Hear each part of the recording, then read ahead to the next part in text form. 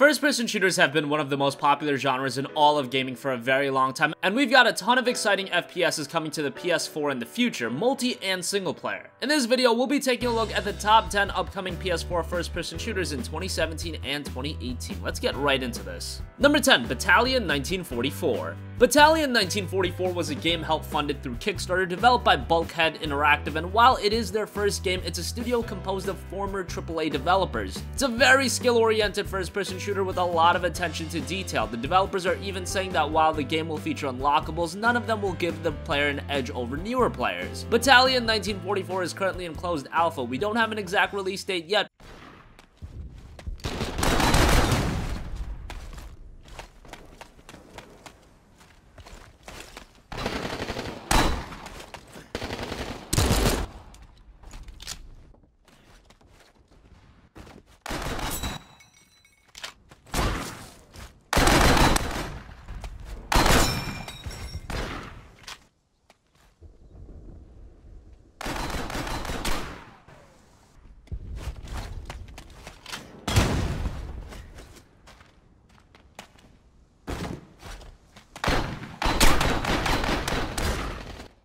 Number 9, Raid World War II. Raid World War II is a 4-player co-op shooter that lets you team up as the Raid crew and venture through the events of World War II. The game focuses more on the action gameplay rather than providing a realistic recreation of the World War II experience. However, all of the missions are inspired by real combat scenarios. Raid World War II is scheduled for release this year. So they will use these flak shells, they'll put them onto the AA guns because they're quite big, and then make sure they explode together with the gun. Very cool. And so I'm guessing like the overall goal in the game seems to be, complete the missions, but also try and acquire as much of that Nazi gold as you can. Yeah, there's the greed part of it. So I mean, in essence, you do something World War II-y. You do a job. Here we're about to fuck up a flak tower, but then there's this. You might find a secret room that's not there every time. There might be a train that's loaded with gold, or there's a shipment of Hitler's famous paintings or something, and then it's that.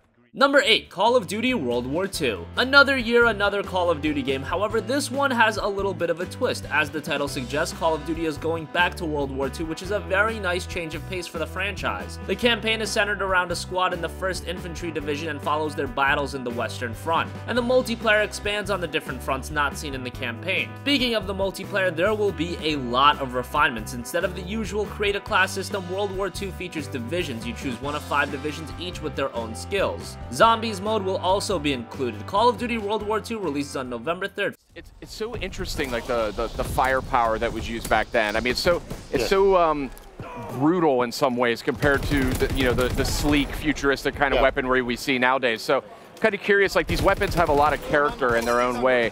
And how do you maybe adjust like how you design the game or how you design the multiplayer experience around that? Around the different weapons? Well, I mean, it's.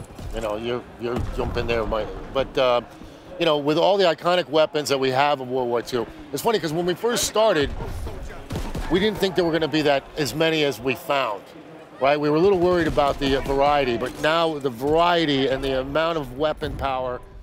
Number 7, Insurgency Sandstorm. Insurgency Sandstorm is the follow-up to the Great Insurgency. By New World Interactive, Insurgency Sandstorm is being designed to retain everything that made Insurgency great, but build upon it. It'll come with new modes, new content, and a new story mode. The story mode is also playable cooperatively as a squad of up to 4 players, or you can play it alone. Insurgency Sandstorm doesn't have an exact release date yet. Like one day, they're just gone. So I get it. I really do. I know why you have to do this. And that's why I wanted to come with you.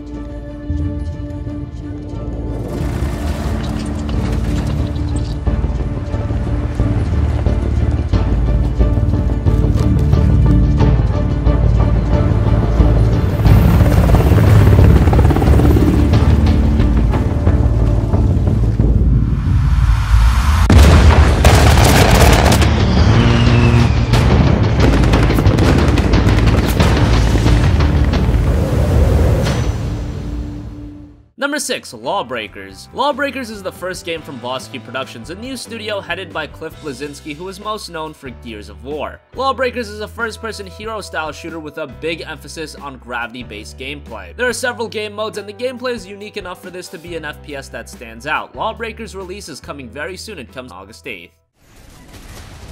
Ball in play.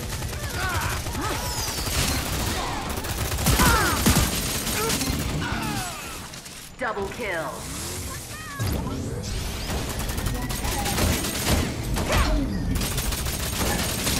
Ooh, that breaker got a bad case of jet lag.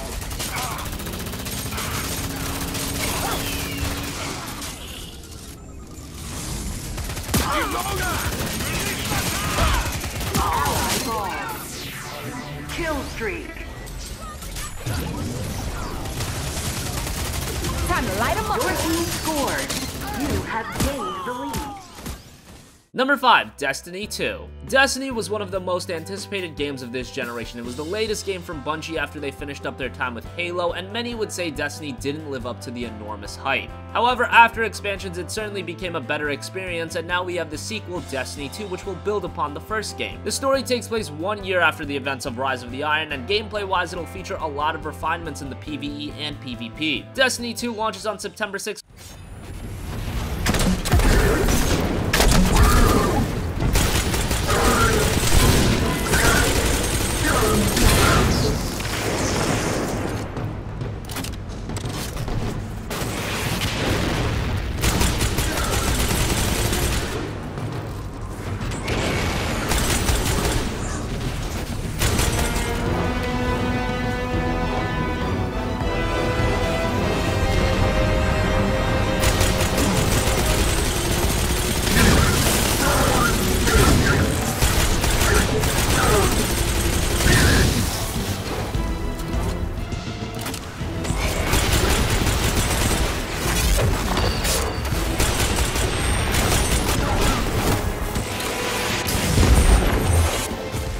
Number 4, Far Cry 5. Far Cry is back again with Far Cry 5. Once again, a similar premise to recent Far Cry entries, an action-adventure first-person shooter set in a huge open-world environment which you can explore freely on foot or various vehicles. The game will introduce a character creator as well, where you can customize appearance, gender, and skin tone. The campaign can be played solo, or you can also play with a friend cooperatively, which is very nice. Far Cry 5 will also include an expanded and revamped map editor. It comes February 27th. Yes, it's back. Okay. And what's cool about it is that we didn't just put in the wingsuit. We actually built a character that's this legendary stuntman that's from Montana, our character. Awesome. And when you do a lot of this stuff with the wingsuit and other things that you do that are stunts in the world, you're actually paying homage to him, and you can unlock stuff based off of his personality from like the 1960s and the 1970s. That was a PlayStation Live for me. There you go. Heard it here first. There you go. I'm sure Dan's colleagues are just over the moon. Exclusive. Yeah. And, you know, I know we're already, you know, a little bit through the demo here, Dan, but we didn't really talk about the father and the call yet, but that's obviously a huge point.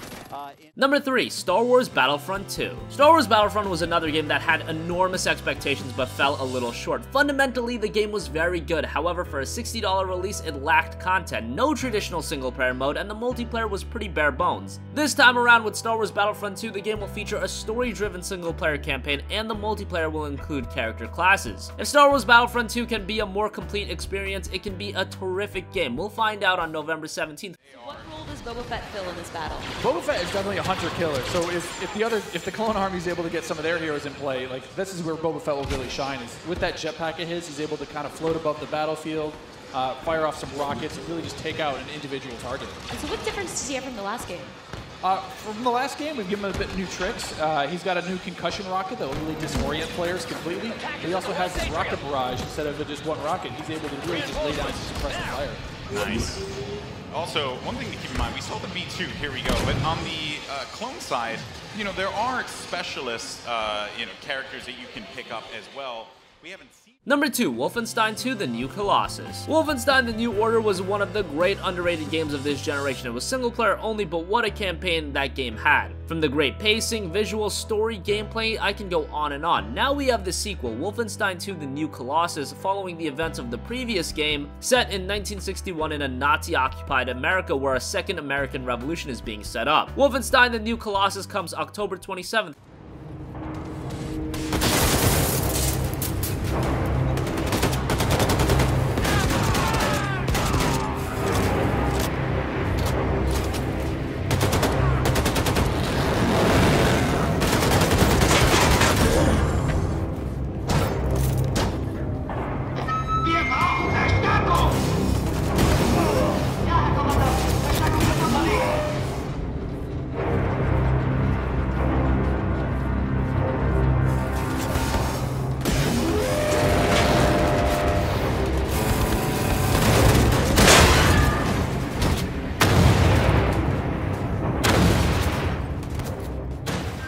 Finally, number 1, Metro Exodus. Metro Last Light was released all the way back in 2013. It was a great game, but we're finally due another game, and we're getting it with Metro Exodus, which is shaping up to be a tremendous first-person shooter. Once again, this is a single-player only FPS, but expect the campaign to be well worth it. The game will feature a mixture of linear and sandbox environments. Along with that, you'll see dynamic weather, a day and night cycle, and environments that change along with the seasons as the story progresses. The story takes place over the course of a full year. Metro Exodus releases sometime in 2018.